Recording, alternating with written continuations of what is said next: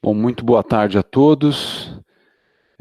Agradeço aí a participação de todos que estão conosco. Hoje nós vamos tratar de um tema que é um projeto de lei bem recente, que foi elaborado pela BIND e foi apadrinhado pelo deputado federal Luiz Felipe de Orleans e Bragança. Esse projeto de lei, ele visa buscar, né, a isonomia dos produtos nacionais e serviços com os produtos estrangeiros, né? Para isso, busca-se equiparar na legislação a situação do produto nacional nas vendas às Forças Armadas e Forças de Segurança com as exportações, em que não são incidentes tributos, né? Isso é um passo importante, né, para a busca, como eu falei, da isonomia com o produto importado. A gente sabe que ainda existe uma série de outras medidas que precisam ser implementadas, né, porque toda a cadeia produtiva ela é onerada, né, mas se a gente conseguir passo a passo avançando, né, a gente já vai ter uma grande vitória. E hoje nós vamos contar aí com a ilustre presença da doutora Rita Teixeira, do doutor Felipe Rainato, do escritório Ronda Teixeira Araújo Rocha Advogados, parceiro da BIND, importante escritório de São Paulo, né, renomado escritório jurídico de São Paulo. E eu gostaria de agradecer já desde já a doutora Rita Teixeira e doutor Felipe Rainato pela contribuição que vão nos deixar hoje, e vamos dar início, então, à live de hoje. Eu passo a palavra à doutora Rita Teixeira, para que possamos dar início aí às atividades de hoje. Muito obrigado. Boa tarde a todos, boa tarde, Coronel Armando Lemos, muito obrigada pela oportunidade. Na verdade, hoje eu vou fazer só uma mera introdução, inicialmente agradecendo a presença de todos e a oportunidade de estarmos juntos com a BIND mais uma vez, mas quem vai proferir a palestra com toda a maestria é o Felipe, que o senhor já mencionou, e o Antônio Tótaro, que é o nosso head da área de Relações Institucionais. Então, boa tarde, desculpa o atraso, viu, Rita? Boa tarde, Coronel. Boa tarde, doutor. Nós entendemos que seria um bate-papo bem interessante, né, porque o Felipe ele vai tocar mais no assunto do ponto de vista da nossa visão de comércio internacional, mas o Tótaro vai trazer a experiência dele do dia a dia de relações institucionais e governamentais, que é relação com o Congresso, com o governo de um modo geral. Então, acho que isso vai trazer um mix importante aí para que vocês tirem suas conclusões e possam também nos demandar em perguntas, em discussões, e é esse o nosso objetivo. Então, muito obrigada, vamos dar início. Felipe, por gentileza. Bom, primeiramente, boa tarde, agradeço a doutora Rita, agradeço ao Coronel Lemos pela oportunidade. É um prazer estar aqui perante os senhores para falar de um assunto tão interessante, né? No momento que chegou ao meu conhecimento esse assunto, me despertou logo interesse, né? Para aqueles que acompanharam minha trajetória como advogado, eu trabalhei bastante com reintegra, então o assunto de exportação é um assunto que acaba me chamando bastante atenção, e é prazeroso de estudar, e toda a questão da defesa, né, da indústria de defesa, da indústria de segurança, são temas que me agradam muito falar e pesquisar, né, sempre aprendendo. Eu vou só fazer o espelhamento da minha apresentação. Vamos ver se eu consigo.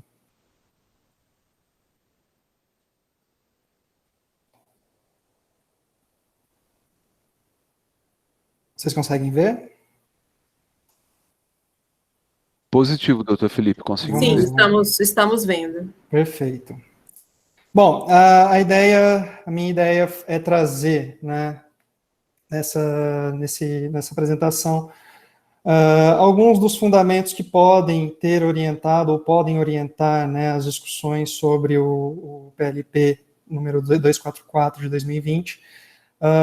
São algumas discussões que têm um fundamento com base na leitura de dados de mercado internacional, na leitura da posição da indústria brasileira de defesa no mercado internacional e nessas projeções em como elas dialogam com a realidade política e econômica do país, especialmente nesse momento turbulento que nós estamos vivendo, mas que, mais do que nunca, se faz necessário contribuir aí com reformas e com uma nova perspectiva, né, para o setor, para se aferir à competitividade. Bom, antes, né, de a gente entrar especificamente, né, na discussão sobre o PLP 244, me veio trazer algumas premissas que vão informar aqui o meu raciocínio sobre a importância da indústria de defesa no cenário, no contexto econômico, e não só econômico, mas político nacional,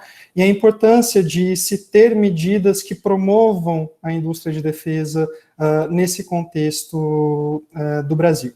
Bom, a primeira asserção que eu gostaria de fazer é que a defesa, a matéria de defesa, né, ela é uma matéria que está extremamente ligada, ou intimamente ligada à matéria de política externa. Então, as definições que perpassam a política externa, elas perpassam necessariamente as questões e os objetivos da defesa nacional. Ocorre que o debate sobre a política externa no Brasil é um debate ainda muito incipiente na sociedade. Eu sempre brinco, né? Quando em campanha política, raramente se discute política externa, porque a política externa acaba sendo uma matéria que, para o grosso da sociedade, para o povo, acaba não sendo uma matéria tão interessante, né? Tem muitos estudiosos, né, que estudam esse perfil do Brasil, né, do porquê que a sociedade brasileira não tem essa tradição de discutir política externa. Tem gente que, enfim, fala que o Brasil já tem problemas demais internos, então a sociedade ela não quer saber, que precisa discutir os problemas internos, não quer saber de discutir os problemas externos. Tem alguns autores que confiam nas forças de segurança, nas Forças Armadas, no Itamaraty, uma atuação muito pragmática e institucionalmente muito concisa, né, do ponto de vista institucional mesmo, a ponto de não existirem tantos debates que possam ser aferidos a essas instituições, sendo que elas têm um perfil, um histórico, uma tradição bastante coesa com relação às missões do Brasil no cenário internacional, mas fato é que a matéria de política externa e, portanto, a matéria de defesa é uma matéria cujo debate ainda é muito incipiente na sociedade brasileira. No entanto, o que nós observamos, né, nos estudos em matéria de defesa é que o Brasil possui uma tradição diplomática e uma orientação para a neutralidade em conflitos externos. Essa tradição diplomática ela tem um pouco a ver com a posição, né, de potência que o Brasil ocupa no cenário latino-americano, e a posição de neutralidade é uma posição que se verifica, olhando para trás, a forma como o Brasil se comportou diante dos principais conflitos externos mundiais, digamos assim.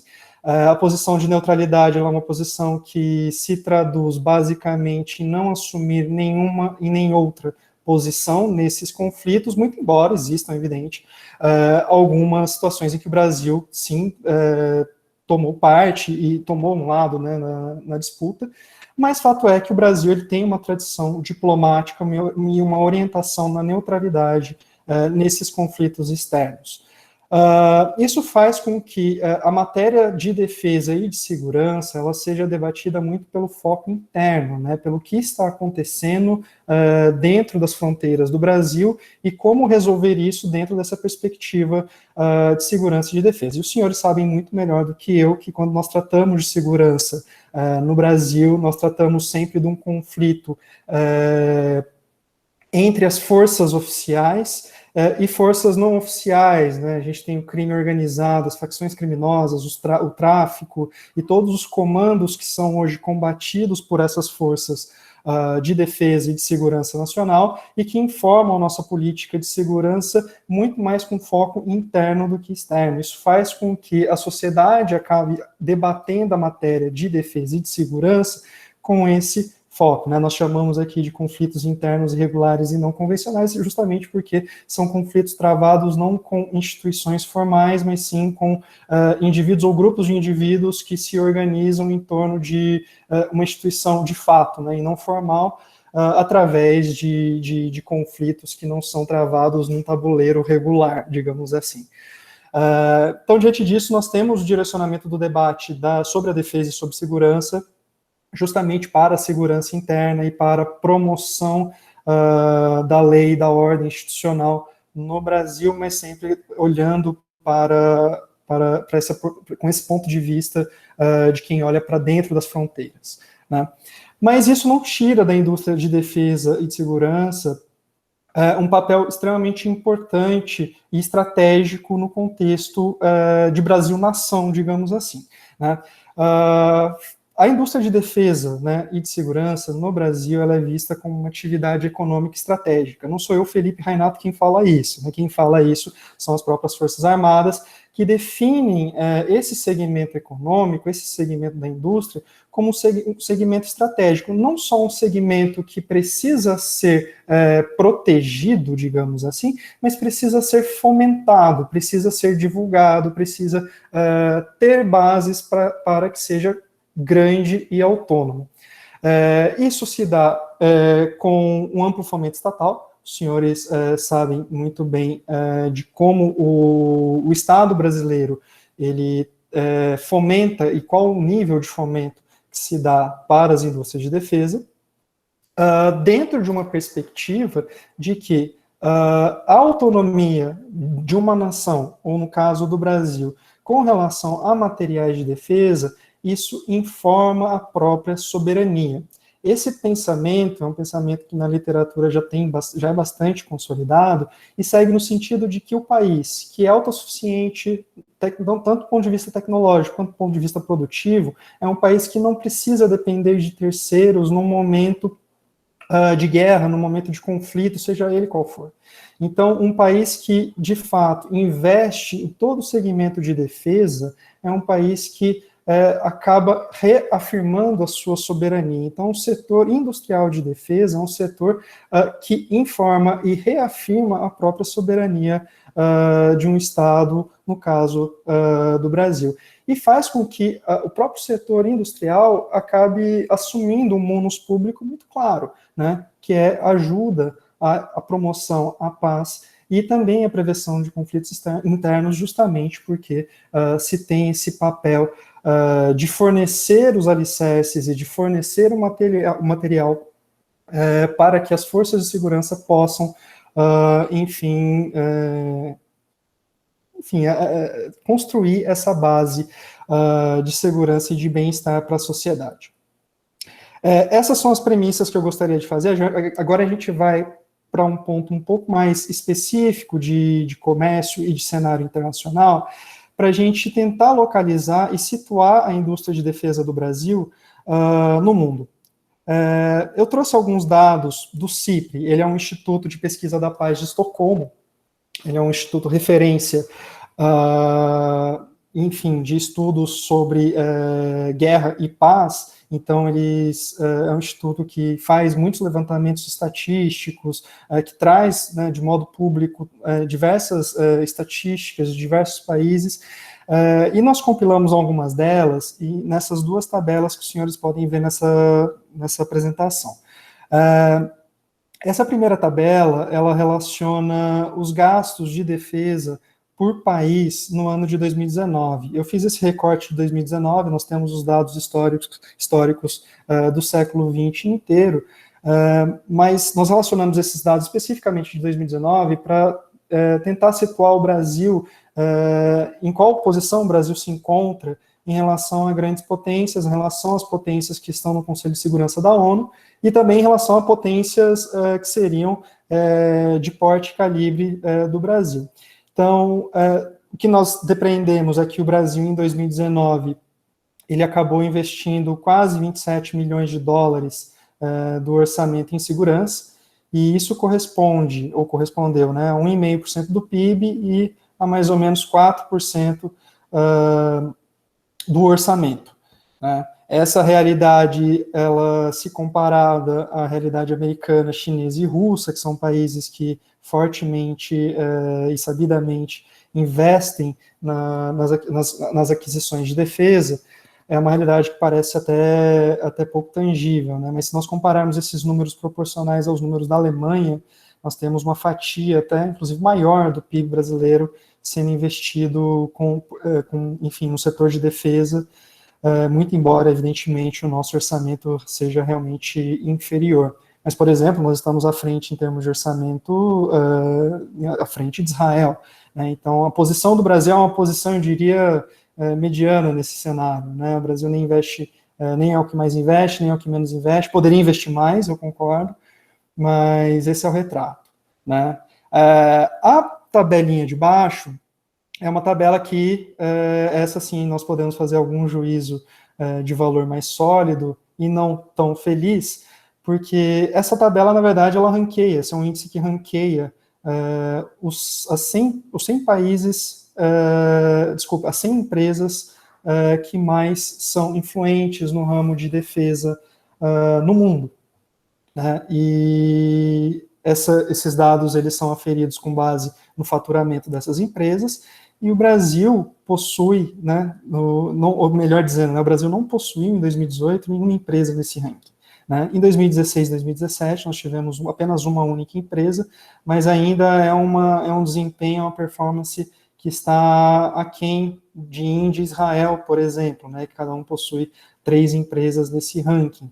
Então, isso na verdade nos revela alguns indícios de que as empresas brasileiras, elas precisam se situar melhor no mercado internacional, e para isso elas precisam, evidentemente, ter um cenário de isonomia competitiva internacional, né? E é pelo menos o que me sugere, ou que me sugerem esses dados.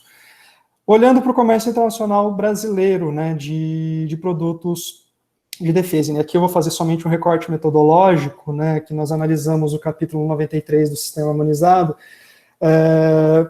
pela dificuldade, pela abrangência mesmo, né, de se analisar detidamente cada posição, cada subposição. Então, nós abrangemos o capítulo 93 como um todo, lá na frente a gente vai analisar uma posição mais específica, lógico, sabendo da ressalva de que o capítulo 93 é extremamente abrangente e vai abranger diversos itens diversos itens de produtos, né?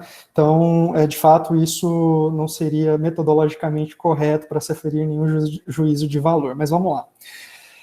Esse é o retrato que nós temos do saldo comercial, ou melhor dizendo, dos fluxos de importação e exportação nas 2 últimas décadas no Brasil. Então, no que diz respeito à importação em volume de dólares, nós tivemos ali uma linha de tendência levemente crescente, ao passo que as exportações elas cresceram aí mais vigorosamente. Esse é um cenário que também foi reproduzido em termos de volume em quilos, em peso, né?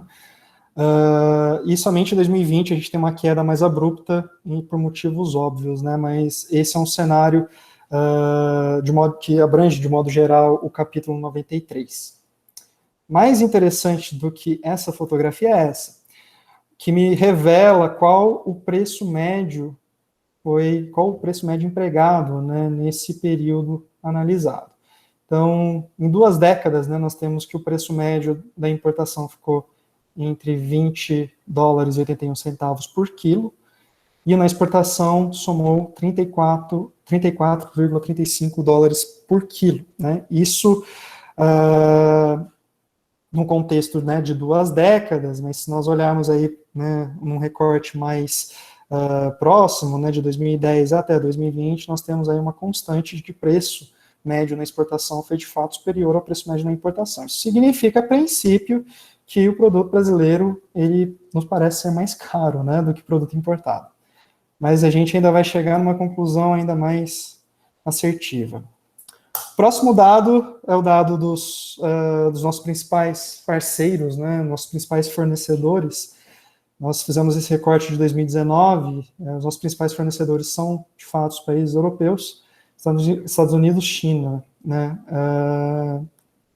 acho que isso não tem tanto mistério, e também com relação aos nossos principais clientes, né, que são basicamente Estados Unidos, Oriente Médio e alguns países do Sudeste Asiático. Nesse caso, os europeus não são nossos clientes, como são os nossos fornecedores.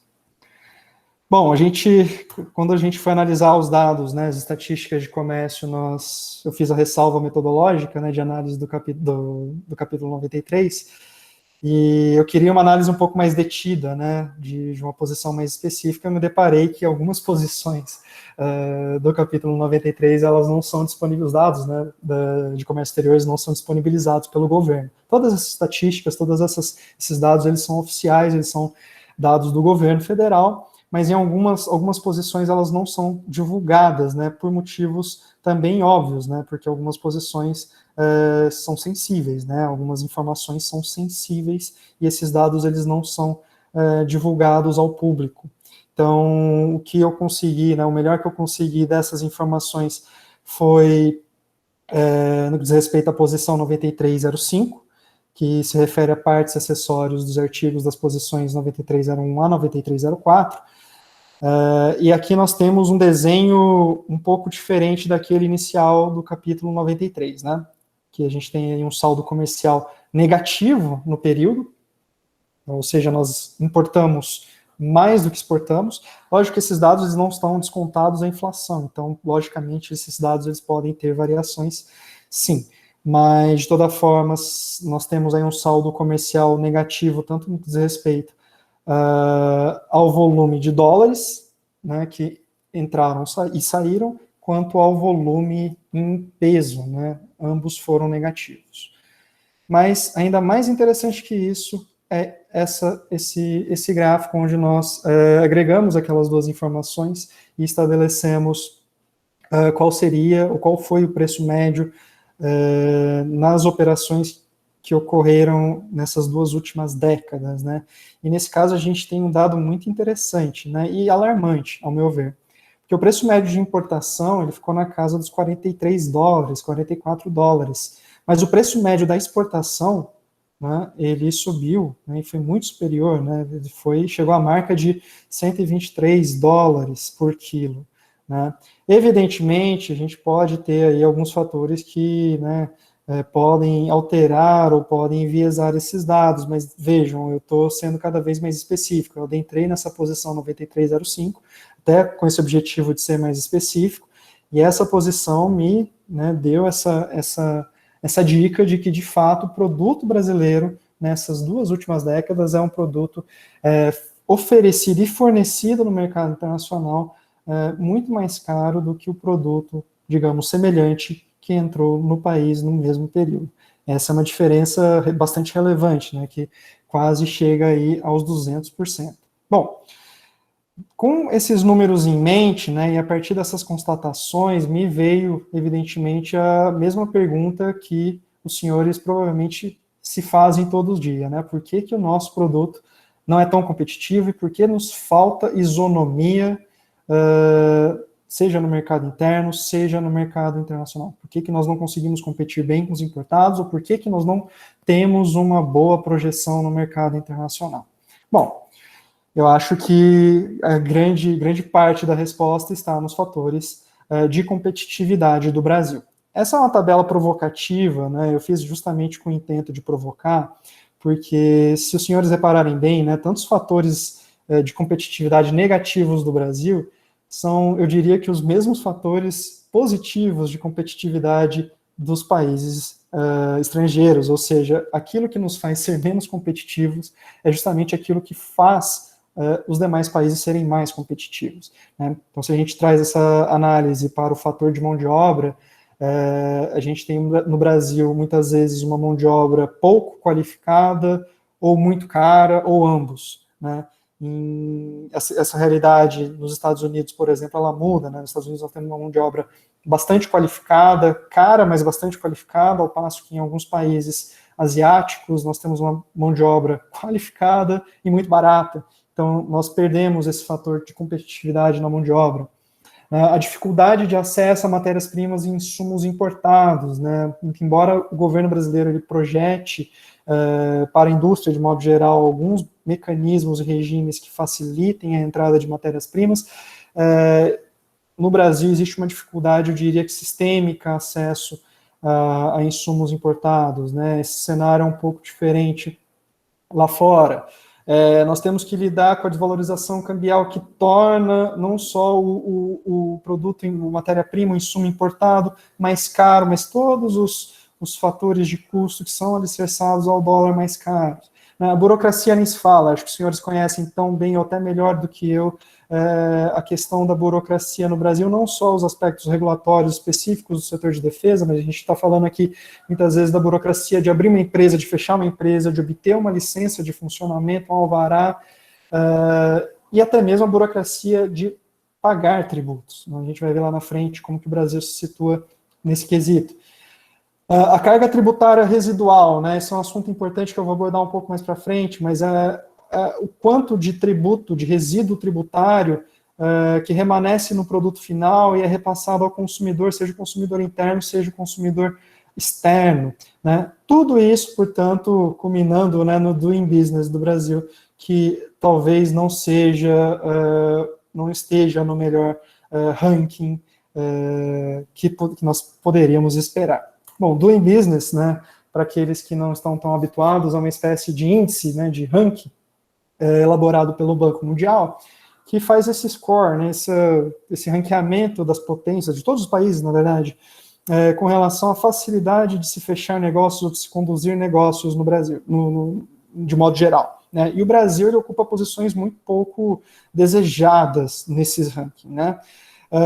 Talvez eu não tenha o ranking geral, mas esses números, né, acima, né, de cada item, de cada fator, representa a posição que o Brasil ocupa no ranking, né? De todos esses números, o que eu selecionei que talvez seja o mais gritante, né, o mais preocupante, seja esse indicador de pagamento de impostos, né? O Brasil ocupa a última posição de todas as economias que foram consideradas nesse ranking, né? O que significa ocupar a última posição? Significa que o Brasil é o país em que mais há dificuldade para se pagar imposto. A gente não está falando da carga tributária, nós não estamos falando de nada relacionado à obrigação tributária principal, nós estamos falando especificamente ao cumprimento da obrigação tributária acessória, né? E se nós olharmos para esse número, especialmente o tempo que é gasto aqui em São Paulo, né, para se pagar impostos, a gente chega a uma conclusão que a burocracia no Brasil, muitas vezes, ela não se justifica, né? Aqui em São Paulo, uma empresa ela leva em torno de 1.500 horas por ano para se fazer o pagamento de impostos, só para você, né, enfim, alocar um time, uma equipe para cumprir as obrigações principais e acessórias relacionadas ao pagamento do imposto, né?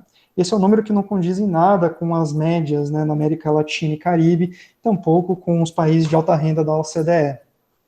Fora também, né, a questão da carga tributária, que no Brasil acaba sendo superior, mas a gente vê que de fato, né, é gritante essa diferença em termos de tempo que é gasto para se cumprir a obrigação tributária no Brasil.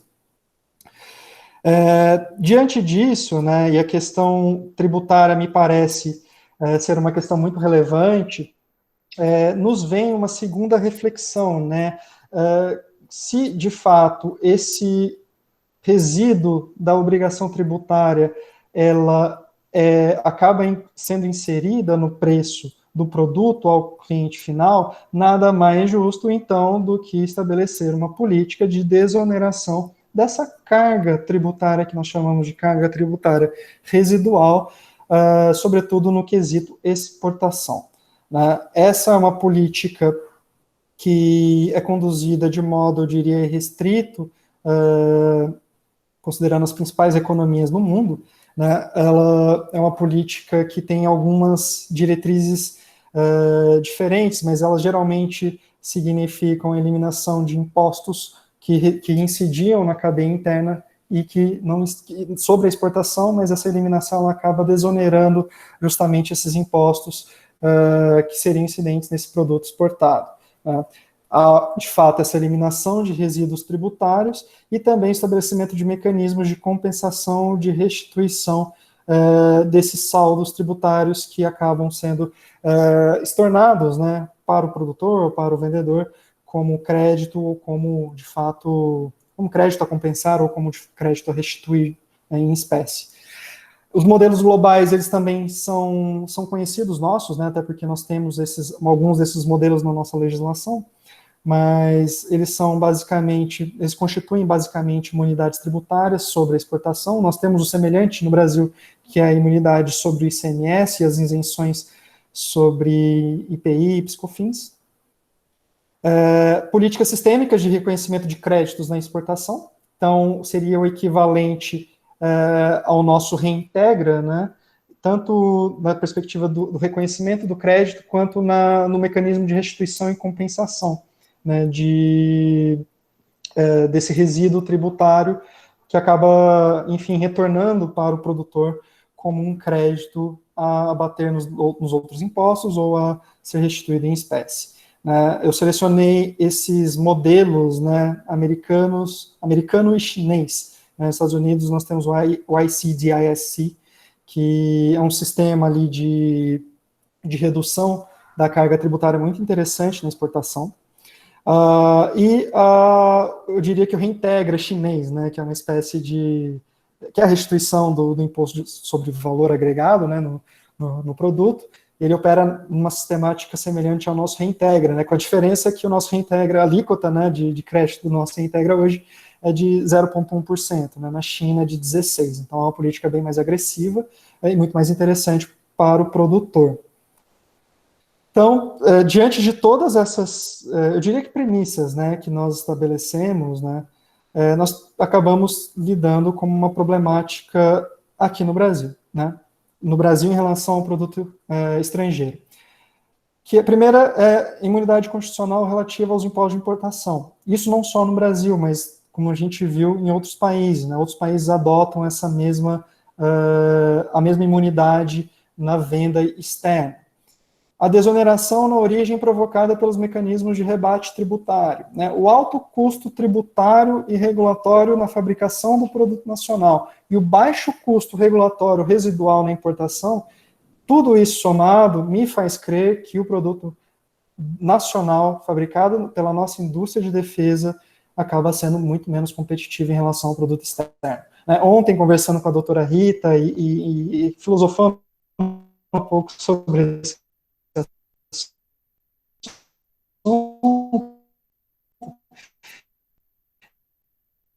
de fato, né, hoje uma RG que sai ou que, né, com crédito reconhecido por produtor, mas praticamente sai sem imposto, e chega no Brasil para as Forças Armadas, Forças de Segurança, também sem imposto. Então, essa realidade é uma realidade que, de fato, acaba deixando o produto nacional muito pouco competitivo, mesmo no cenário interno. E talvez seja essa uma das motivações, eu diria, louváveis que né, enfim, pôde motivar o setor na elaboração e na promoção desse pleito diz respeito ao projeto de lei complementar 244. Oi, desculpa. É a Isabela da Embraer. É que cortou a sua voz um pouquinho. Você pode explicar um pouco o raciocínio dessa falta de isonomia entre o produto externo e o produto nacional? É porque cortou, falhou e a gente perdeu uma parte. Obrigada. Não, lógico, Isabela, desculpa, acho que deve ter sido alguma falha da nossa conexão aqui. Eu acho que é melhor talvez eu voltar para o começo desse slide, né, porque diante de tudo que nós vimos, né, diante do alto custo, do alto preço do produto brasileiro, né, diante das políticas de fomento à exportação externas, diante de toda a questão de desoneração das exportações de outros países, isso faz com que a gente crie uma problemática a se resolver. É uma problemática centrada justamente tanto na imunidade constitucional, eu estou dizendo lá fora, né, dos impostos relativos à exportação e a imunidade, lógico, constitucional relativa à importação pelas forças de segurança, a desoneração dos produtos na origem, o alto custo tributário e regulatório na fabricação do produto nacional e o baixo custo regulatório residual na importação, quer dizer, tudo isso somado, ao meu ver, me faz crer que o produto brasileiro, ele acaba sendo muito menos competitivo do que poderia ser, mesmo aqui internamente, mesmo nas vendas internas, né? E isso me faz crer que talvez seja esse um dos objetivos, ou essa uma das motivações que levou o setor a promover o PLP 244 de 2020, que, a meu ver, tem aí uma motivação louvável, interessantíssima, e que, enfim, se Deus quiser, tem tudo para dar certo. Bom, agora, focando, né, especificamente no PLP 244 de 2020, que a gente estabeleceu somente um sumário, né, um briefing dos principais elementos, né, desse PLP. Ele é um PLP de autoria do deputado Luiz Felipe de Orleans Bragança, cuja ementa concede isonomia tributária à indústria nacional para aquisições de produtos e serviços efetuadas pela Força de Defesa e Segurança Pública no Brasil. Essa isonomia que viria pela redação do PLP na forma de equiparação dessas vendas, né, dessas operações à exportação. Ele foi apresentado no último dia 30 de setembro, e hoje já tramita em regime de urgência, né? As últimas movimentações até a data de ontem foram relativas à apresentação de requerimentos de coautoria, e, como visto, né, a missão que nós depreendemos são duas, né, equiparação das compras internas pelas forças de segurança a operações de exportação, e, decorrência disso, evidentemente, o reconhecimento das isenções e benefícios tributários relativos ao ICMS, ISS, IPI, PiscoFins, também relacionados e vinculados à exportação.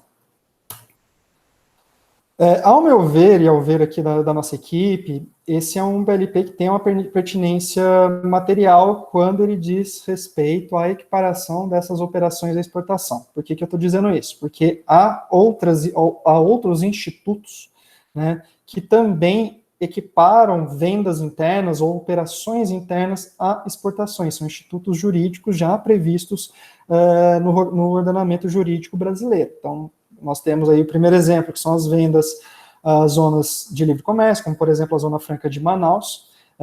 Evidentemente, esse reconhecimento ele não é legal, mas ele é judicial. Então, as empresas que efetuam essas vendas, elas podem obter o reconhecimento de que essas vendas para a Zona Franca são consideradas exportações, e aí todos os efeitos fiscais e jurídicos disso decorrentes.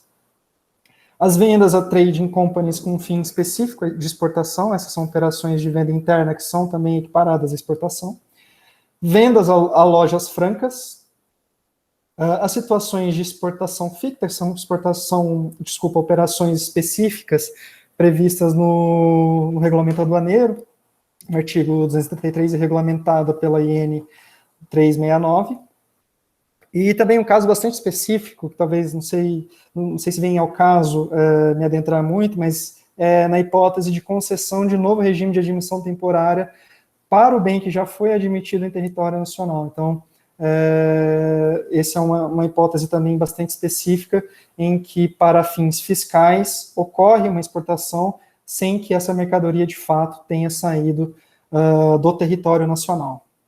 Então, assim, da nossa compreensão, existe uma pertinência material no que diz respeito à equiparação dessas vendas à exportação, sobretudo porque já existem situações no ordenamento jurídico ou na jurisprudência que reconhecem vendas e operações internas como se fossem exportações, e, decorrência disso, acaba operando os mesmos efeitos das exportações.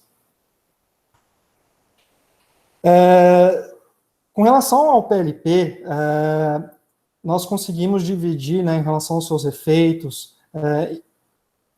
nós estabelecemos a seguinte classificação, né, há efeitos primários, esses efeitos primários são basicamente aqueles que estão previstos no próprio texto do PLP. Então, primeiro, a imunidade e isenção tributária, que é o objetivo, diria, primário dessa equiparação à exportação. E também a abrangência da isenção de PIS/COFINS. Então, esses são objetivos claros que estão dispostos especificamente na redação do PLP, e caso venha a ser aprovado e promulgado na forma como ele foi apresentado, ele terá esses efeitos primários de reconhecimento de imunidade e isenção, e também isenção sobre PIS/COFINS. Mas há também dois efeitos secundários, né, que esses aqui são, ao meu ver, mais importantes, sobretudo porque podem trazer mais elementos ainda para conferir isonomia e mais competitividade à indústria nacional. Então, esses dois efeitos secundários, o primeiro deles é a possibilidade de cumulação com o regime de drawback para fins de comprovação de ato concessório. Então, a gente vai tratar um pouco melhor disso lá na frente, né, do que é o drawback, mas ao menos, né, aventando a possibilidade de que essas vendas internas sejam equiparadas à exportação, nos faria sentido equiparar essas vendas como formas de dar cumprimento, de fato, ao regime de drawback. E também a possibilidade do aproveitamento do crédito via reintegra, né, que é um regime, como eu já disse, destinado às exportações, à recuperação desse resíduo tributário nas exportações, mas que nessa equiparação das vendas internas às exportações também faria sentido estender o reintegra. Então, aqui, só para me debruçar um pouco melhor, para a gente não ficar aí com esses efeitos secundários no ar, né? Drawback, ele é um regime concedido em duas modalidades, a modalidade de suspensão e isenção, e ele basicamente visa, no caso da suspensão, a suspensão dos tributos federais que incidem na importação ou na aquisição interna de insumos e matérias-primas que seriam empregadas na fabricação, na produção da mercadoria a ser exportada. É um conceito um pouco complexo, né, numa leitura rápida, mas é basicamente a desoneração na aquisição de insumos para a fabricação de produtos a serem exportados. Então, essa é a modalidade de suspensão, né? A modalidade de isenção, ela permite a isenção dos tributos federais na aquisição desses insumos somente para reposição de estoque, né? Nesse caso, a isenção ela opera em definitiva, ela não é o mesmo caso da suspensão, né? E o regime de drawback foi um regime que foi recentemente revisto, né, pela portaria do Ministério da Economia número 44, uma portaria que trouxe um novo regulamento para o drawback, simplificou muitas das questões que eram pertinentes à comprovação do regime, à obtenção do regime, trouxe um novo foco para o drawback, que não é mais o valor, mas sim a quantidade de produto exportado, e também eliminou os limites mínimos para agregação de valor. Isso aqui é só um brevíssimo resumo do que veio a promover a portaria 44 de 2020, mas fato é, para a gente não perder o raciocínio, que drawback é um benefício condicionado à exportação. Então, a lógica me permite concluir que, uma vez que, tendo um produto, né, sendo comercializado internamente, e essa comercialização é equiparada à exportação, me faz crer, pela lógica jurídica, que essa operação poderia ser utilizada para a comprovação do regime de drawback. Isso significa dizer que as empresas, né, os fabricantes de produtos de defesa e de segurança, poderiam usufruir do drawback, ou seja, poderiam desonerar a aquisição de insumos e matérias-primas para as vendas às forças de segurança nacionais. Logicamente, eu preciso ter a cautela, né, de dizer que essa extensão dos efeitos, ela não é automática, ela depende de previsão legal, de previsão normativa. Então, uma vez que esse projeto de lei venha sendo esse projeto de lei convertido em lei complementar, na forma como ele foi apresentado, seria necessário, ao meu ver, a readequação da legislação do drawback a essa hipótese, né? Mas caso isso não ocorra, também me faz crer que seja possível requerer isso mediante medida judicial, assim como nós já temos alguns exemplos de medida judicial com relação à Zona Franca de Manaus. Então, dentro desse contexto de drawback, me parece que é um efeito secundário interessante, porque ele desonera ainda mais a cadeia e torna o produto, por que não, um pouco mais competitivo, um custo tributário menor. Bom, e o segundo efeito secundário que me cabe abordar hoje é a possibilidade de extensão do Reintegra para essas vendas, para receitas dessas vendas abrangidas pelo PLP 244. Né? Para aqueles que não conhecem, não estão tão familiarizados assim com o Reintegra, Reintegra é um regime, a sigla do regime especial de reintegração de valores tributários para as empresas exportadoras. É um regime que basicamente permite a apuração de crédito sobre a receita de exportação. A legislação fala que esse crédito, que a alíquota, né, desse crédito será de até 3%. Né? Fato é que a alíquota é definida pelo presidente da República, e a última alteração que nós tivemos foi em 2018, que reduziu a alíquota para 0,1%. A gente, em 2018, nós estávamos num cenário ainda de ajuste fiscal, então o Reintegra é visto como um plano, né, de desoneração, então ele foi revisto, e ele não deixou de existir, né, até porque o custo político e jurídico para a extinção do Reintegra seria muito alto, mas ele passa a viger com uma alíquota reduzida, uma alíquota de 0,1%, é uma alíquota ínfima, né, muitas vezes desencoraja as empresas que fazem jus a esse crédito, mas fato é que a qualquer momento pode o presidente, via decreto, majorar essa alíquota do Reintegra para até 3%. Assim como o reconhecimento das exportações para fins de cumprimento de ato concessório no drawback precisaria, né, de uma previsão normativa, eu entendo que o mesmo seria aplicável para o Reintegra.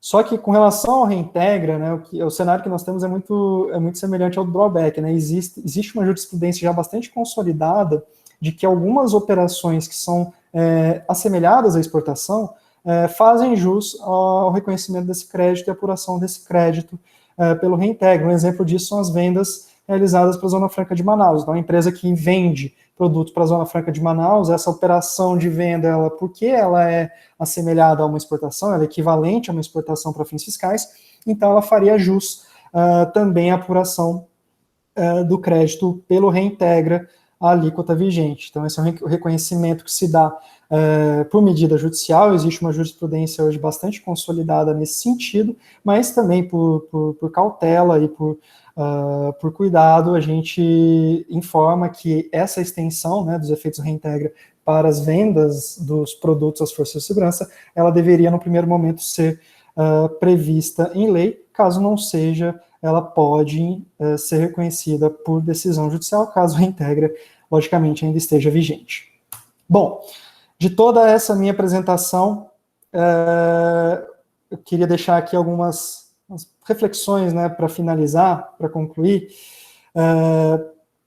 que a isonomia tributária do produto nacional, especificamente considerando os objetivos e a matéria que é veiculada no PLP 244, ela nos permite, sim, estender a interpretação do conceito da cláusula de tratamento nacional, eu diria que pelo inverso, né? Porque a cláusula de tratamento nacional é aquela cláusula prevista nos acordos da OMC, que demanda que cada país atribua ao produto estrangeiro o mesmo tratamento que é dado ao produto nacional. Né? Nesse caso se inverte, né? Me parece que nós temos de dar ao produto estrangeiro, ao produto nacional, desculpe, o mesmo tratamento que o produto estrangeiro recebe de fato, né? Porque o cenário que nós temos hoje é um produto importado muito mais competitivo, muito mais barato, e nós, a indústria, sem essa capacidade de fornecer, de prover um produto com qualidade que seja igualmente competitivo. evidentemente, me faz sentido que a isonomia, me faz sentido pensar que a isonomia ela somente pode ser atingida se o PLP puder ser acumulado com outros regimes fiscais, como é o caso do drawback, como é o caso do reintegra, e como poderá ser o caso de outros regimes fiscais para incentivo das exportações que vierem a ser pensados pelo governo federal. Então, me faz crer que o PLP ele vai ter, eu diria que o seu potencial de isonomia aumentado, caso de fato seja possível acumular esse benefício com outros regimes fiscais, né? Logicamente, uma medida que tende a desonerar toda a cadeia produtiva, porque não só vai desonerar na ponta, com o reconhecimento das imunidades e isenções que são atinentes à exportação, mas vai desonerar a cadeia na aquisição também, no caso de matérias-primas e insumos, né, como nós vimos no caso do drawback. Pode desonerar, no segundo momento, no reconhecimento de crédito via reintegra. Então, é algo que desonera, eu diria, mas sem mas com justa causa, né? Porque o que a gente está tentando trazer é um tratamento isonômico, um tratamento competitivo e que visa equalizar o produto nacional com o estrangeiro, né? E, enfim, né, essa é a nossa conclusão de hoje, né, que o PLP é preparação do tratamento fiscal das vendas internas e exportação, justamente porque esse é o objetivo. A gente não está falando de um benefício fiscal concedido de forma arbitrária, mas sim concedido não só porque, de fato, o produto nacional ele acaba sendo muito menos competitivo, mas também porque a indústria de defesa, e como eu disse lá no início, é uma indústria estratégica, é uma indústria que permite afirmar e reafirmar a soberania do Estado brasileiro e da força, e das forças de segurança e de defesa do Brasil. Então, ao nosso ver, a conclusão que nos é dada nesse momento é que, de fato, o PLP 244 é um PLP honroso, possui uma matéria com uma pertinência bastante concisa, e nós, né, como espectadores desse movimento do setor, nós ficamos na torcida e sempre à disposição do setor, caso venham aí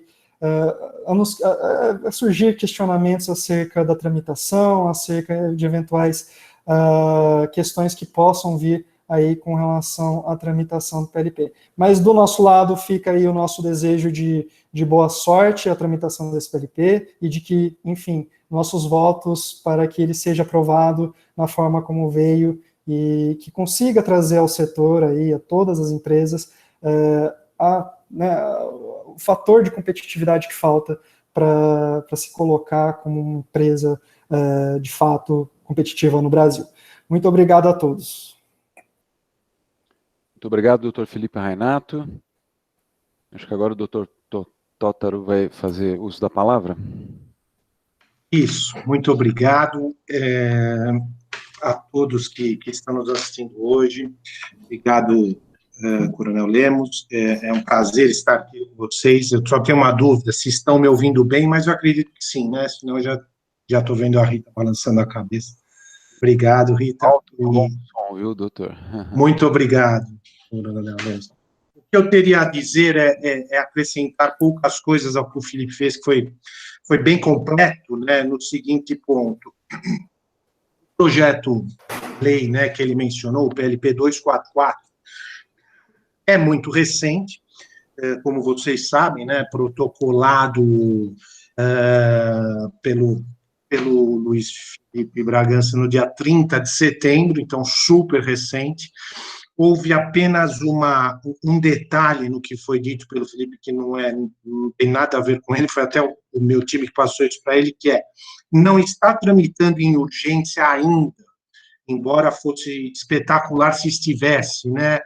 Ele foi requerido a urgência, né, pessoal? Então, há uma pequena diferença, mas ela é sensível, porque os projetos que tramitam em urgência trancam a pauta, né, se nada acontecer em 45 dias. Foi o que estava acontecendo com aquele PL do Paulo Guedes, o ministro Paulo Guedes, o 3887, que dizia respeito à primeira parte da reforma tributária, né? nos últimos minutos, dos 46 minutos do segundo tempo, o Rodrigo Maia tirou a audiência, por quê? Para não cantar a pauta. Então, o que eu quero dizer com isso? Esse aqui é um projeto estratégico, no meu modo de ver, que pode ser muito estratégico para o governo, sim, a depender de como ele venha a comprar o tema, né? E sabemos, né, todos aqui sabem muito bem as características, né, do governo. Quando eu digo governo, é o principal líder do executivo, vamos dizer assim, embora o governo seja composto de vários membros, obviamente, aqui a gente está falando mais da ala bolsonarista pela personalidade dele, né? Então, dito isso, se ele efetivamente, né, e aí eu, embora esteja fazendo uma explanação, ontem, em conversas, né, com a Rita e o Felipe, a gente conversava, né, eu teria uma pergunta a vocês, que seria a seguinte: se há alguém que está trabalhando esse projeto, né, do ponto de vista de relações institucionais e governamentais, do lado de vocês e ativamente, né, porque, de novo, o setor de vocês é hiper estratégico, e um projeto como esse não andaria sozinho, obviamente, né, como quase nenhum projeto atualmente. Então, eu acredito que haja alguém, sim, trabalhando, mexendo os pauzinhos, para quê? Para que seja apreciada a urgência e para que tenha um relator que também seja muito alinhado, né, com o Rodrigo Maia, com o pessoal da Câmara nesse momento, e depois já tem o seu devido encaminhamento, os recados a serem dados ao próprio presidente da República, né, aos seus ministros mais importantes nesse tema, né. Então, o meu complemento aqui é assim: é um assunto que a gente poderia dizer tranquilo para ser aprovado aqui. Eu peço desculpas se eu estiver falando coisas muito básicas, né? Porque eu sei que muitos sabem disso muito melhor do que eu aí na audiência, mas eu vou repetir porque o momento é muito peculiar, né? Algo que a gente não tinha, nenhum de nós aqui tinha vivido, né? Jamais, isso eu falo com total certeza, porque é um momento muito peculiar. E o Congresso é a mesma coisa. Então, o que está sendo efetivamente encaminhado hoje são aquelas medidas provisórias, que até outro dia, né, e ainda tem alguns resquícios dela, e um ou outro projeto de lei que seja efetivamente muito urgente, muito eminente, né? Então, esse aqui, embora já tenha todas as assinaturas necessárias para ser apreciada essa urgência mencionada, que é fundamental para andar adequadamente agora, ele, muito recente, não teve sequer tempo de ser apreciado. Então, essa é a fase. Eu ficaria aberto aqui aos questionamentos que vocês tiverem, eu não tenho mais delongas, não tenho mais nada para dizer, além de tudo que o Felipe já disse, e eu só, se for possível que responda a essa pergunta que eu fiz, eu agradeceria, porque eu acho que é algo importante. Muito obrigado, novamente. Obrigado, doutor Tôtaro. Sim, nós estamos tentando nos mobilizar para essas fases seguintes, né? Ele até que caminhou rápido, né? Esse projeto de lei, ele surgiu a questão de 3, 4 semanas, quando eu estive em Brasília, eu com o Rogério Beltrão, que é o coordenador do Comitê de Segurança Pública, lá em conversa lá no Congresso, com um deputado e com a Secretaria de Governo, a gente teve ideia de propor esse projeto de lei. Na semana seguinte, a gente já conversou com o deputado Luiz Felipe, ele gostou muito da proposta, abraçou a proposta, deu alguma sugestão e já deu em seguida entrada, né, nesse PL lá, né. Depois passamos para a fase de amealhar aí o apoio dos deputados para que eles fosse votado em caráter de emergência aí, né. Então conseguimos também vencer essa fase. Agora tem uma série de outras fases, como o senhor citou, né, não é um caminho tão simples, né, mas nós estamos tentando nos mobilizar, né, estamos buscando inclusive apoio de outras entidades.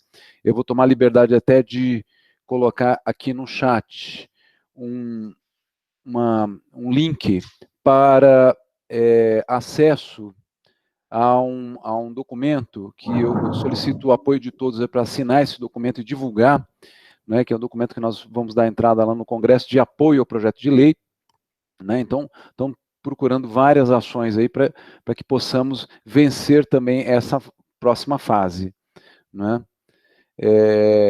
Eu agradeço muito a contribuição do senhor também, né, os esclarecimentos, e gostaria de poder contar também com alguma orientação do senhor aí para os próximos passos, né, ou dos senhores, né, para os próximos passos, que acho que são importantíssimos. É um projeto de lei que vai beneficiar não só o setor de defesa e segurança, né, a indústria de defesa e segurança, mas toda a indústria e setor de serviços que fornece às Forças Armadas e Forças de Segurança Pública, bem como também irá beneficiar as próprias forças de defesa e segurança pública, uma vez que vai aumentar o poder de compra desses órgãos governamentais, né? Ainda mais hoje, em que os orçamentos estão extremamente reduzidos, o governo não tem dinheiro, os governos não têm dinheiro, seja nos diversos níveis, federal, do Estado, os municípios, né?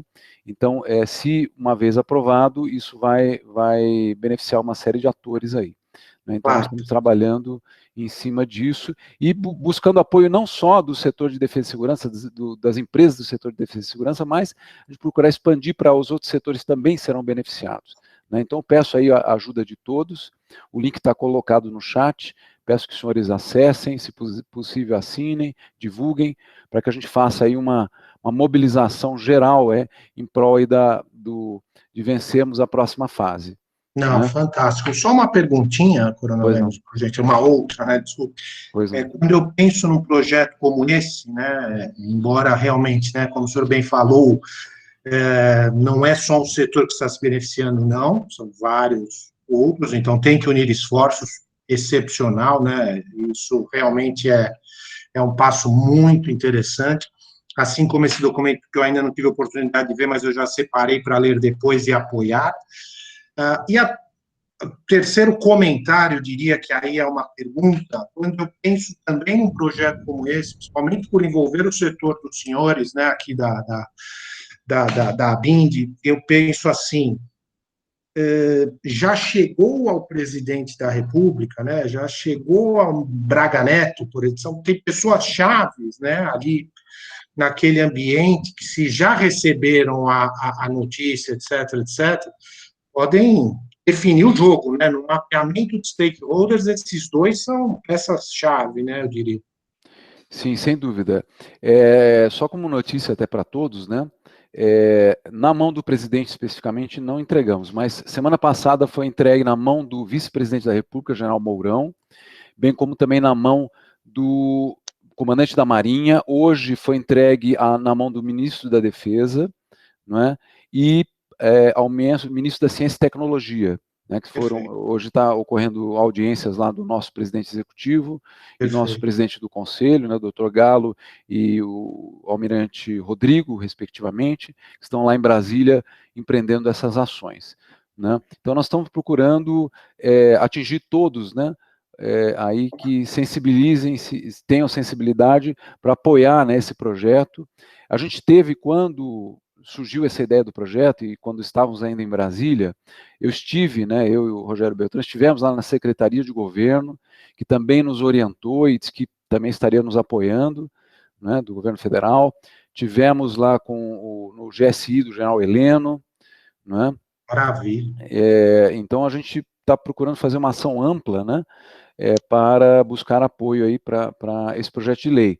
Porque o que acontece? Eu até aproveito para esclarecer um pouquinho também que qual foi a concepção desse projeto de lei, né? Então, nessa ida a Brasília, a gente percebeu que não adiantaria a gente querer defender os regimes diferenciados, porque com a reforma tributária, eles vão tender a cair. O governo não tem dinheiro e não vai poder beneficiar um setor ou outro. Não é? Se beneficiar um setor, outros vão também querer ser beneficiados. Então, os regimes específicos vão tender a cair, né? Então, o RETID, que hoje a gente tem, Retaero e outros regimes, eles tendem a cair. Então, qual seria a saída, não é, que a gente não, que tentaria defender uma tese de que não haveria renúncia fiscal, de certa forma, né? Porque, de certa forma, alguns impostos, por exemplo, uma empresa nossa vende um produto para a Força Armada, para o Exército, por exemplo. O imposto que o Exército paga entra numa caixinha e sai na outra, né, os impostos federais, tirando aí o estadual, né?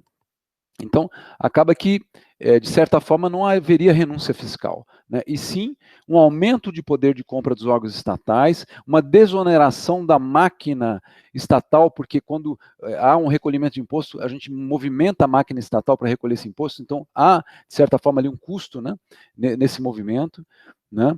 Então, essa é a argumentação que a gente utilizou, né? Vamos aumentar o poder de compra das forças de defesa e de segurança. A gente vê aí a cobiça em cima da nossa Amazônia.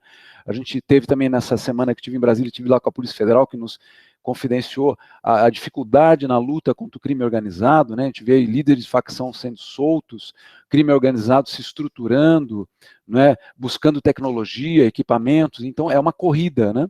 Então, as forças de segurança têm que estar na frente nessa corrida, né? E para isso elas precisam ter equipamentos de ponta, precisam estar bem equipadas, né? E aumentando esse poder de compra e movimentando a economia nacional, né? É isso que nos interessa. Inclusive, tudo isso foi motivado ainda por a nossa ida a Brasília, né? Foi motivado por uma notícia que saiu no jornal O Globo, dizendo que o Ministério da Justiça ia abrir um escritório nos Estados Unidos, a semelhança do que as Forças Armadas têm, para as aquisições de produtos de segurança. Aí houve um frisson na indústria nacional, né? Puxa, vamos comprar tudo lá fora. E a gente sabia que não era bem assim, mas a gente foi lá conversar com a Polícia Federal, que é o principal interessado nesse escritório, né? E a gente levou isso, né? Que, olha, o que não tiver no Brasil, ok, eles não podem esperar, tem que comprar lá fora. Mas, poxa, vamos privilegiar a indústria nacional, né? Mas aí a gente observa também, eu também fui ordenador de despesa, né? Estou na reserva já há 11 anos, mas eu comandei, fui ordenador de despesa, tinha minhas missões a cumprir e tinha um orçamento limitado para cumprir essas missões. E eu tinha que otimizar aquele orçamento. Então, como otimizar um orçamento, né? Então, quando eu compro lá fora, diretamente no exterior, com isenção de impostos, eu vou comprar mais, né? Então, uma equação difícil, né? Então, qual seria a proposta que tentaria equalizar esse problema, né? A gente ia conseguir uma certa isonomia na hora de comprar com o produto importado nacional, né? Ou seja, se tirar os impostos, a gente consegue chegar mais perto do preço do produto importado, né? E, ao mesmo tempo, iria atender as forças de defesa na busca, né, de otimizar os seus orçamentos. Então, foi assim que surgiu esse projeto de lei, né?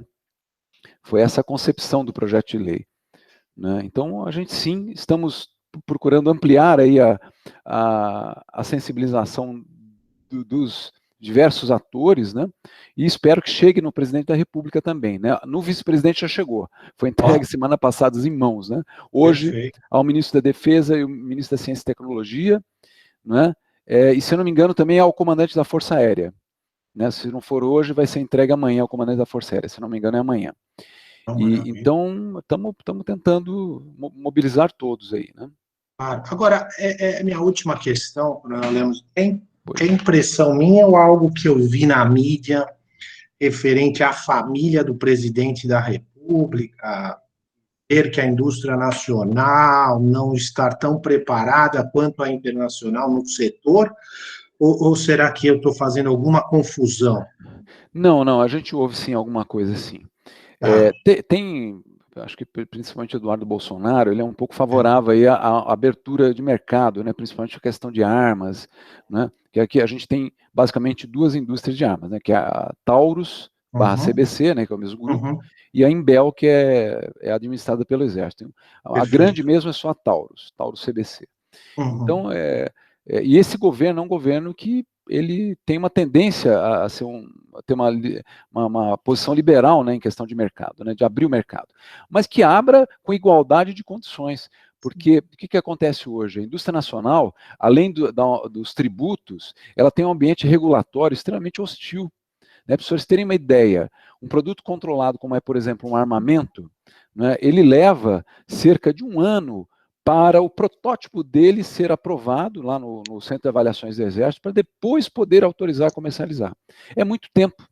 A gente perde a rapidez, né, em estar atualizado com as principais tendências mundiais, né? Então, um ano é muito tempo. O produto em um ano ele já está praticamente já desatualizado, né? Então, a gente vive um ambiente regulatório muito difícil também. Isso também está mudando. Saiu agora, nesse mês ainda, uma portaria, né, do Estado-Maior do Exército, abrindo, né, essa avaliação de produtos para laboratórios externos. Então, essa fila vai andar, ou seja, vai ter uma agilidade maior nessa avaliação, né, um processo ainda que está em curso, mas isso também vai melhorar. Eles estão procurando melhorar o ambiente regulatório, né? A gente sempre fala, né, não é só tributos, né, tem todo o custo Brasil, logística cara, burocracia, né, ambiente regulatório difícil, né, as leis trabalhistas são pesadas, né? Então tem todo um custo que a indústria nacional tem, que muitas vezes o estrangeiro não tem, né? Então fica bem difícil competir. Então a gente está buscando alternativas ou propostas, né, para a gente tentar se aproximar dessa isonomia, né, com o produto importado. Porque senão a gente mata a indústria nacional. Hoje a indústria nacional, a gente já está praticamente nos mesmos níveis que nós tínhamos de industrialização da Segunda Guerra Mundial. Né? Nos sucessivos governos aí, a gente foi perdendo o nível de industrialização.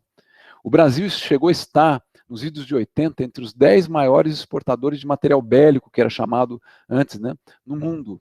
Né? Hoje perdemos essa condição. Estava, a última vez que eu vi, acho que é o 87º ou 6º, por causa das exportações da Embraer. Né? Então nós retrocedemos. Né? Imagina que patamar estaríamos agora se a gente tivesse preservado essas tecnologias. Né? Então a gente às vezes perde um pouco o bonde da história. Né? Então, basicamente é isso. Se os senhores acharem que a gente já pode passar agora para algumas perguntas, né? Sim. Podemos passar? Então, nós temos aqui uma primeira pergunta, que é do Rodrigo Campos. Ainda não temos suficiência tecnológica em importantes áreas.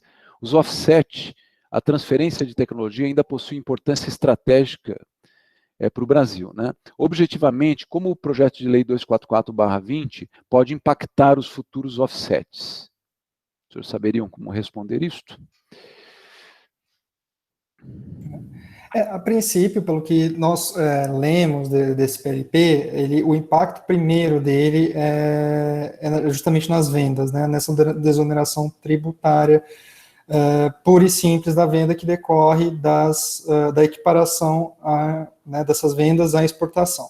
Então, num primeiro momento, a questão da transferência de tecnologia, desoneração, ela não me parece estar abrangida, isso pode ser objeto aí de um futuro pleito promovido pelo setor, ou até mesmo a inclusão nos debates, né, nesse PLP, mas nesse assunto em específico, e considerando o setor de defesa, é muito importante também que esses acordos de transferência de tecnologia também sejam promovidos pelas nossas forças. Nós temos resultados históricos aqui importantes de acordos de cooperação técnica, de transferência de tecnologia que são mediados pelas forças de segurança e que acabam desonerando por uma via transversa a aquisição de tecnologia, basicamente, e dizendo aqui de forma clara no Brasil. Então, a princípio, eu entendo que esse PLP não abrange, não diretamente, a transferência de tecnologia em si. Me parece que ele tem um viés mais relativo à operação fiscal de exportação.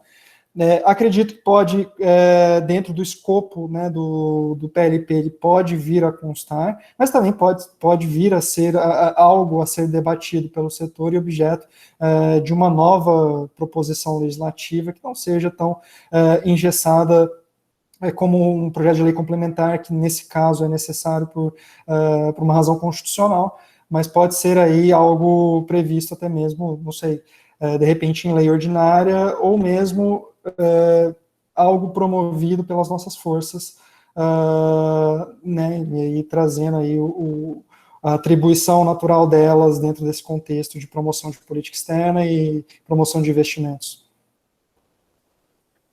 Muito obrigado, doutor Felipe Rainato, acho que esclareceu.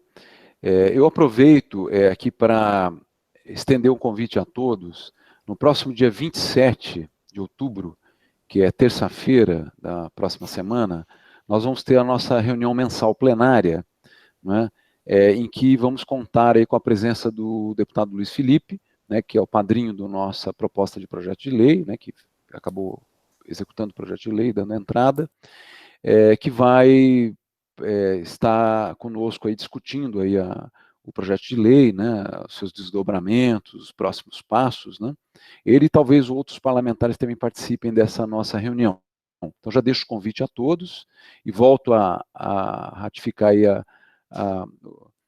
o apelo para que os senhores acessem esse abaixo-assinado, né, de apoio ao projeto de lei, né, e que, por favor, divulguem também, né, para que a gente busque em todos os setores que poderão ser beneficiados o apoio. Né? Acho que tem que ser agora uma operação de guerra, né, para a gente vencer as próximas fases. Né? E se vencermos, vai ser um grande avanço. Acho que isso vai dar uma situação, um refresco, né, para as empresas hoje que vivem aí uma retração econômica em geral, né, as compras governamentais extremamente reduzidas, né, e que com a aprovação desse projeto de lei, acho que a gente vê uma luz aí no fundo do túnel, como a gente fala, né. Tá bom, senhores?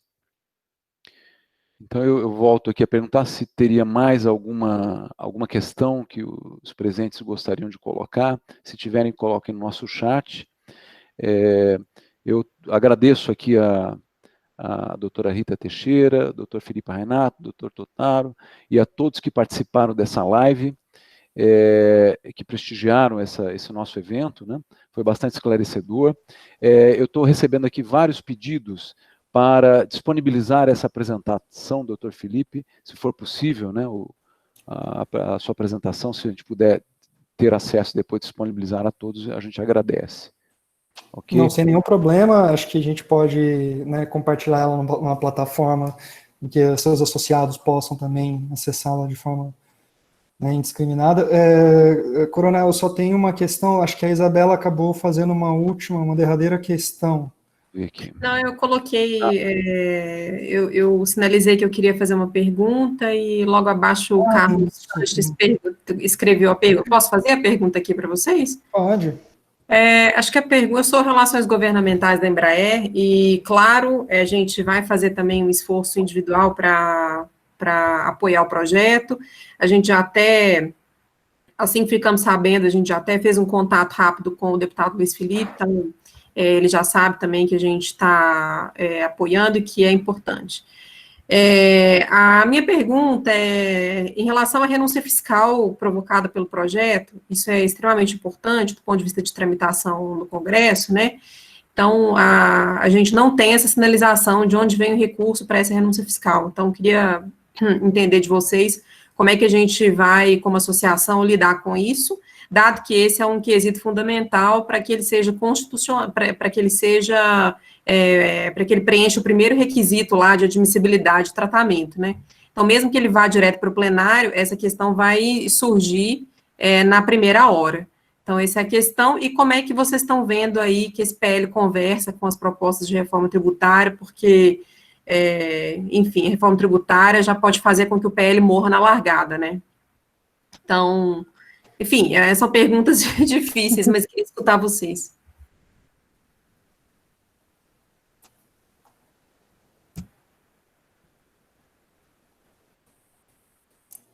Bom, Isabela, eu não sei responder na íntegra essa pergunta, né? Mas, como eu falei, a concepção do projeto de lei é mostrar que, de fato, quando uma força armada, né, o próprio governo compra, né, o imposto entra numa caixa e sai na outra. Não é uma venda.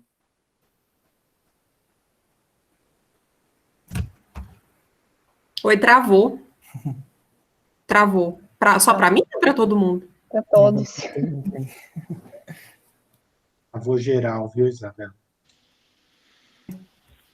Eu acho que o problema foi lá com o Lemos mesmo. Se me permite, no que se refere a... Será que ele entrou na outra... Minha conexão caiu aqui, eu entrei pelo outro meio aqui, né? Tranquilo. Pode falar, doutor. Não, o senhor estava falando sobre a questão das Forças Armadas, né? Isso, né? Das compras. É o próprio governo comprando, né? O próprio governo.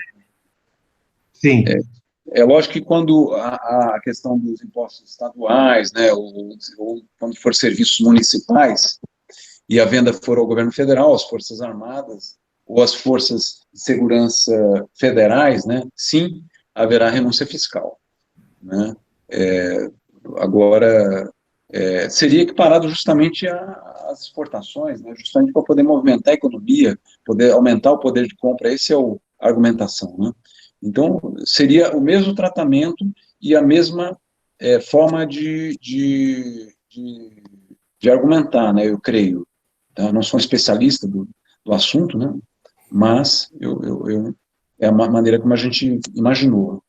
É que, enfim, eu entendo, né, a questão feita pela Isabela, muito prazer, Isabela, e a resposta, né, do Coronel Lemos, é que, de fato, esbarra nessa questão constitucional, né, como a primeira análise, sim, se não, por mais que haja essa explicação, né, que foi feita nesse momento, tem que ter, somente nos momentos atuais, mas a gente sabe, né, Isabela, que se o governo define que é estratégico mesmo, por mais que hoje o rombo pareça muito maior do que o viável, né, do que está sendo possível, eles conseguem algum local de onde tirar para que isso ou não seja considerado, né, um benefício, ou que haja esse dinheiro para que seja destinado a isso. Eu realmente não trabalhei no início do projeto como Coronel Lemos, mas eu entendo o que motivou e, infelizmente, essa resposta aí não é tão simples de responder mesmo, né? Na parte da reforma tributária, o que eu vejo é o seguinte, supondo que essa urgência, né, que sabemos, né, que seria a chave nesse momento, nessa corrida, né, que se consiga, supondo que, por alguma razão, demore mais do que gostaríamos, o que fazer, né? Eventualmente, trabalhar com o relator, né, da comissão mista, o deputado Aguinaldo, para que inclua alguma coisa nesse sentido, né? Ou seja, Acho que é importante isso mesmo. Porque você sabe muito bem, né, que sim, é um tema afeto, né? Ou seja, plano A, projeto de lei próprio, bacana, transparente, lindo, mas a gente sabe que não é tão simples, né, Isabela? Uhum. Plano B que eu vislumbro, que era algo que a gente tinha conversado também, reforma tributária. Porém, sabemos todos aqui que foi pedido um prazo, né, até 10 de dezembro. O que vai acontecer com a reforma tributária esse ano, né?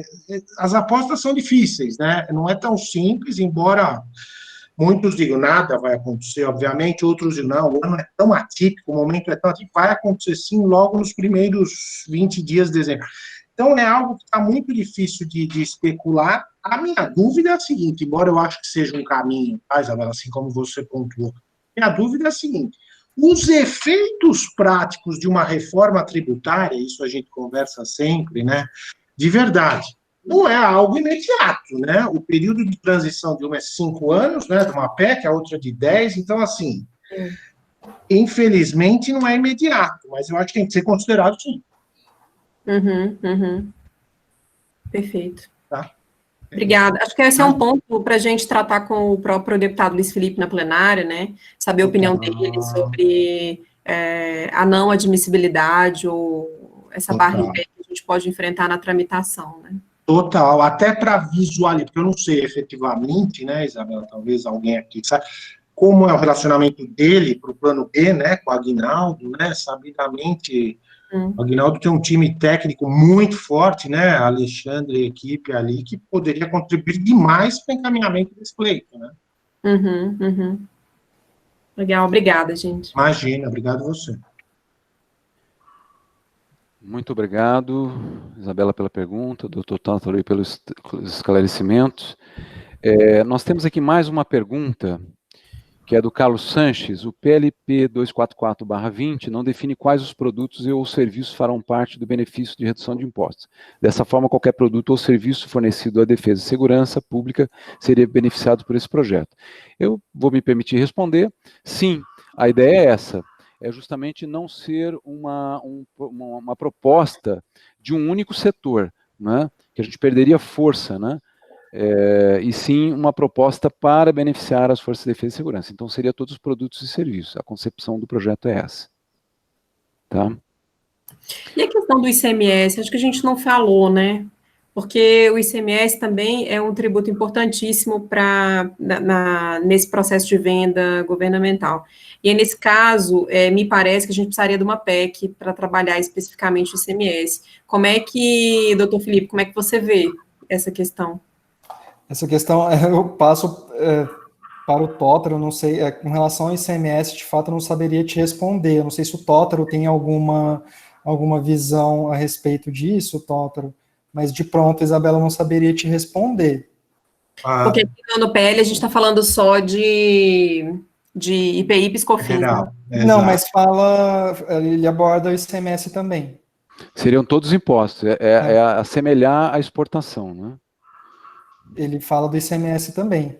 Ele assemelha a exportação alterando a Lei Candir. Talvez tenha que ter realmente um convênio do ICMS regulando essa questão da redução também, né, no caso, né, da aprovação dessa PL, né? Não precisaria. Aí seria a semelhança das outras legislações que existem, que cobrem, né, essa questão da exportação. Aí não entra no... existe uma possibilidade, tem o pacto federativo, né? Sim. Mas quando a questão de competição, né, que é o caso, né, com o estrangeiro, parece que pode sim haver uma lei, não é uma coisa simples, né, como o doutor Tótaro falou, eu não sou especialista no assunto, mas parece que tem uma brecha, assim, que é possível, sim, ter legislação. Deixa eu tentar ajudar um pouquinho aqui. Meu nome é Luciano, eu sou da equipe de planejamento tributário da Embraer, eu trabalho com a Isabela. A preocupação da gente é que a imunidade da exportação é algo que está previsto na Constituição. É uma própria limitação à competência tributária dos estados e dos municípios.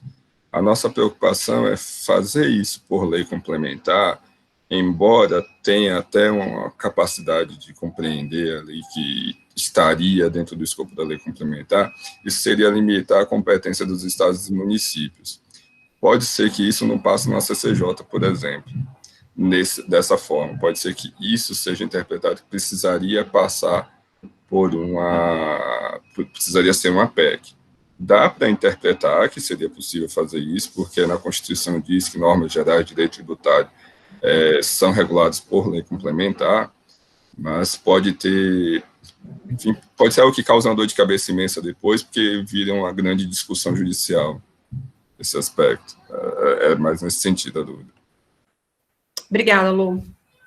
Sim, claro isso. Eu acho que é uma questão de interpretação. Eu também não tenho aonde está indo nesse momento, não, viu, Isabela? Mas é algo que pode ser olhado, né? Pode ser visto. Sim, isso precisa ser visto, não é uma coisa simples, como é complexo. Mas a equipe lá do deputado Luiz Felipe também estava dando uma olhada nisso, a gente tem discutido, né, para ver, a gente entende que sim, que pode, mas, lógico, isso tem que ser aprofundado, né, tem que ser bastante aprofundado, e estamos abertos, lógico, à contribuição de todos aí. Bom, então acho que não parece que não tem mais perguntas. Se alguém depois quiser enviar alguma pergunta que não pôde fazer aqui durante a live, quiser nos enviar, a gente encaminha aí os palestrantes, né? Mais uma vez eu gostaria de agradecer a doutora Rita, ao doutor Felipe Reinato, doutor Tótaro e a todos que nos prestigiam, e contamos aí com a participação dos senhores também no dia 27, que vamos discutir esse mesmo projeto de lei com o deputado Luiz Felipe, e até é o momento de a gente levantar, assim, alguns questionamentos para que ele leve lá a equipe jurídica dele, para que esse projeto seja bem fundamentado, né, e que a gente tenha uma possibilidade de sucesso maior, né. Muito obrigado a todos aí. Uma ótima tarde. Obrigado. Obrigado. Até mais. Obrigada. Obrigada. Boa tarde. Até a próxima.